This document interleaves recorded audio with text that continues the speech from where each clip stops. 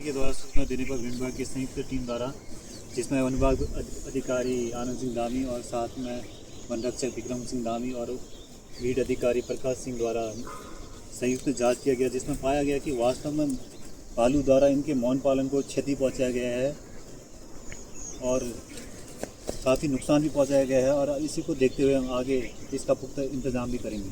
धन्यवाद।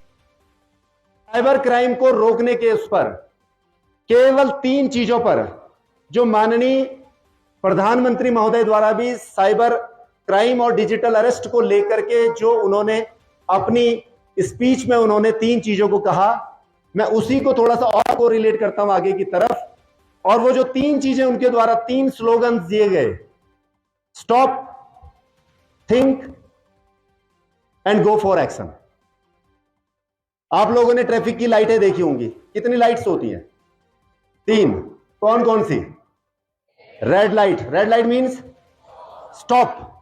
Red light इसका means क्या है? स्टॉप।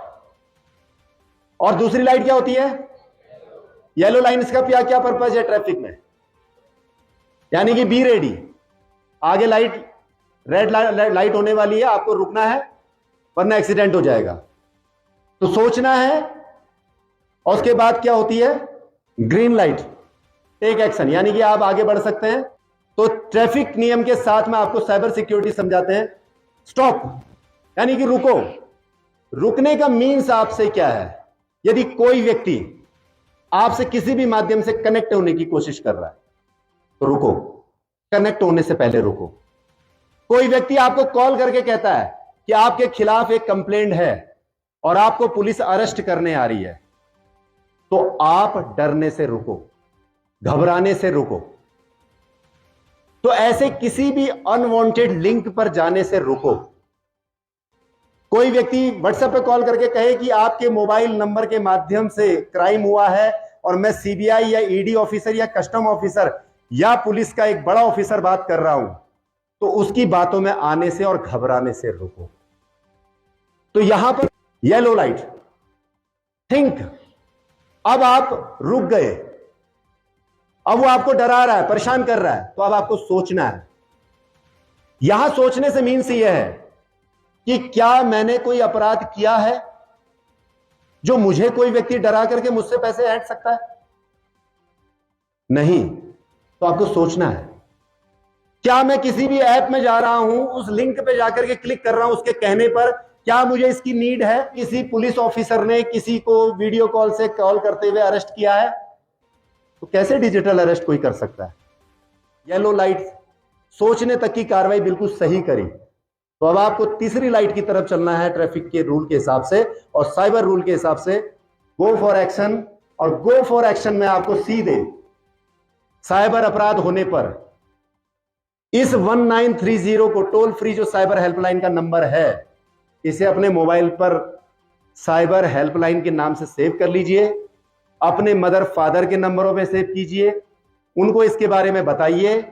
और प्रॉपर कभी भी कोई ऐसी किसी भी तरीके से अप्रोच करता है तो 1930 पर आप इमीडिएट कॉल कीजिए। नोट कर लीजिएगा सभी, cybercrime.gov.in।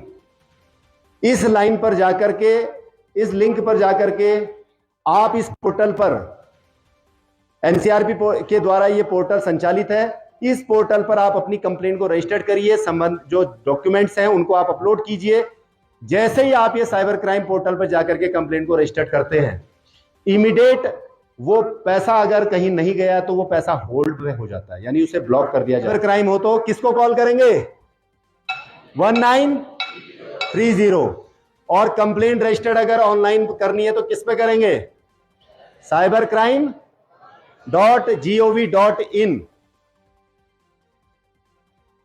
आदि कैलाश में स्थित प्रसिद्ध शिव मंदिर के कपाट 5 नवंबर को होंगे बंद। व्यास घाटी के अंतिम ग्राम पंचायत कुटी के अंतर्गत आने वाले 14,500 फुट की ऊंचाई में स्थित ज्वालिंगकोंग आदि कैलाश में स्थित प्रसिद्ध शिव पार्वती मंदिर के कपाट 5 नवंबर को बंद हो जाएंगे, जिसके बाद श्रद्धालु मंदिर के दर्शन नहीं कर पाएंगे।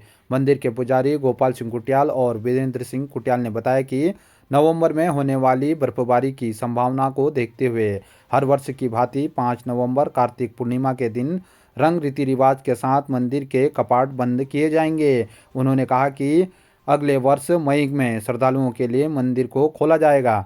आपको बता दें कि 30 मई से अब तक 33,722 यात्रियों ने आदि कैलाश, पार्वती कुंड, गौरी कुंड, शिव पार्वती मंदिर और ओम पर्वत के सकुशल दर्शन किए हैं। मंदिर के पुजारी और समिति के पदाधिकारियों ने 5 नवंबर को मंदिर के कपाट बंद करने की सूचना प्रशासन को दे दी है। विकासखंड मुनस्यारी के एक दिवसीय दौरे पर पहुंचे मुख्यमंत्री पुष्कर सिंह धामी का मुनस्यारी हेलीपैड राजकीय कन्या इंटर कॉलेज GGIC पहुंचने पर जिलाधिकारी आशीष कुमार भटगाई ने पुष्पगुच्छ भेंट कर हार्दिक स्वागत किया। पुलिस बल द्वारा मुख्यमंत्री को गार्ड ऑफ ऑनर दिया गया। भव्य स्वागत के बाद मुख्यमंत्री धामी ने भारी संख्या में उपस्थित मुनस्यारी क्षेत्र की माताओं, बहनों और स्थानीय नागरिकों का अभिवादन स्वीकार किया। उन्होंने लोगों से आत्मीय मुलाकात करते हुए क्षेत्रवासियों के स्नेह और समर्थन के प्रति आभार जताया। मुख्यमंत्री ने कहा कि राज्य सरकार का लक्ष्य है कि हर अंतिम व्यक्ति तक विकास की रोशनी पहुंचे और सीमांत क्षेत्रों के लोगों को बुनियादी सुविधाएं सुलभ हों। उन्होंने जनता को आश्वस्त किया कि सरकार निरंतर सीमांत अंचलों के समग्र विकास के लिए प्रतिबद्ध है। इसके पश्चात मुख्यमंत्री ने ITBP की 14वीं बटालियन मुनस्यारी पोस्ट का भ्रमण किया। वहां जवानों द्वारा उन्हें गार्ड ऑफ ऑनर प्रदान किया गया। मुख्यमंत्री ने जवानों से मुलाकात कर सीमाओं की सुरक्षा में उनके योगदान की सराहना की और कहा कि आपके त्याग, अनुशासन और समर्पण से ही देश सुरक्षित है। उन्होंने ITBP के अधिकारियों एवं जवानों को राज्य सरकार की ओर से शुभकामनाएं दी।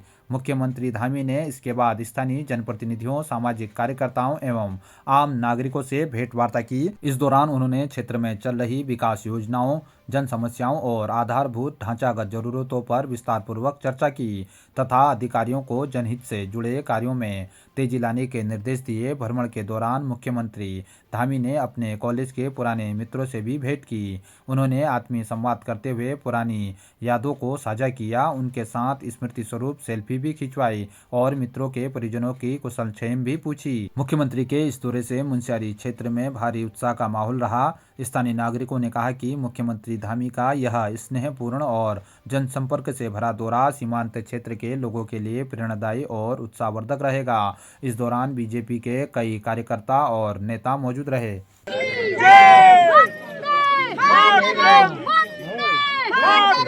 भारत माता की जय।